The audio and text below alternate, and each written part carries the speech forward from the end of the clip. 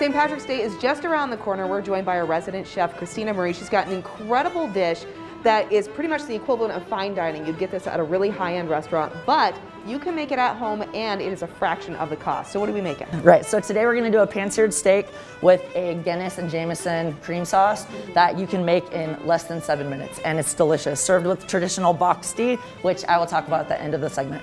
Okay. So what you wanna do is start off by seasoning your steak with a little bit of salt and pepper, and seasoning is super, super, super important, so that way it integrates into your cooking while it is being cooked instead of coating it in the end, and it integrates into it and gives you a higher flavor profile. So I'm gonna add a little bit of oil to my pan that's already preheated up for you.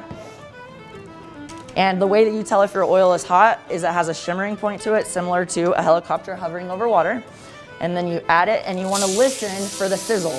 If you don't hear that sizzle, then that means that your pan is not hot enough. Okay, got it. Excellent. So you'll listen to it, you'll hear it, and then the hardest part for everybody is you cannot touch it. Okay, don't touch it. Until it's ready to release from the pan. So no peeking? No, okay, no. About how long does this process take? So this entire meal can be done in less than 10 minutes. Okay, what about the searing though? So when you get it down, you hear the sizzle, and then you're waiting because you can't peek. How long would you sear it per side? So I was trained by fancy French chefs. Okay. And what they would say to us, until it's done. Okay. They say how long, right? Yeah. So I like to teach people to use their senses. Unfortunately, we all forget our gut feeling and instincts, and so you need to use your senses. So you hear the sizzle, you see the steak, the visual cue is when it's done, and so there's two ways to tell. So to answer your question, 4 to 6 minutes typically on the first side, okay? The visual cue that you look for is, I like to relate it to fish. So a lot of people can see that the fish turns white when it's cooking, right? And so what happens with the steak is the sides kind of start to turn gray. It goes from pink to gray about a little bit up the side, and then you'll start to see this really beautiful golden brown on the bottom. That's when I allow people to actually touch their steak. Okay. And I only give people in my classes tongs because you can baby it and not release tons of juices into the pan, so you can still get a sear. And what you want to do is you want to gently squeeze it and then pull up and see that beautiful sear. Oh, wow. The second thing is if it sticks to the pan at all when you're doing that sear, then it's not ready. It will release from the pan the second it's ready. Then I'm going to transfer this to this pan. And a lot of the time, if they're thicker, I'll finish it in the oven for a few minutes for medium rare, but you just need to temp it for whatever it is that you like. So now we're gonna do this quick pan sauce. This pan sauce, you start with oil in your pan. I already still have some from the steak, so I'm gonna add some shallots. I really like to use shallots because they're a little less oniony flavor, but the flavor spreads all throughout the sauces. And so I'm just gonna stir that for a quick second. I minced them pretty small, so they're gonna cook pretty fast. Then, because they're already browning, I'm going to deglaze my pan. Oh, the smell.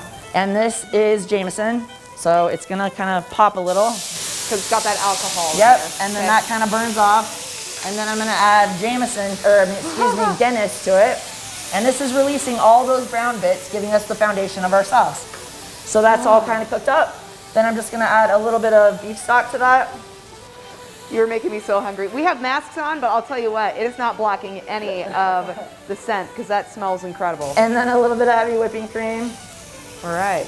And then what you want to do, and I don't tell anybody this ever for anything, you want to rapidly boil it. So rapidly boiling means large bubbles or 212 degrees. Small bubbles means that it's just simmering and it won't actually thicken.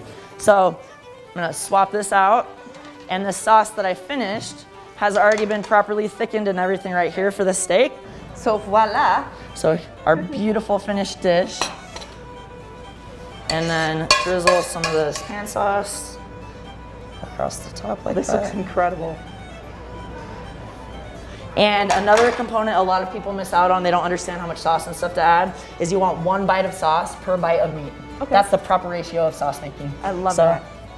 This is fantastic. Thank you so much. And as mentioned, I mean, I think I have ordered something like this at some point from a very high-end restaurant, and now we can do this at home. And you pair this with a boxed potato cake, which is something that you're also going to teach us next.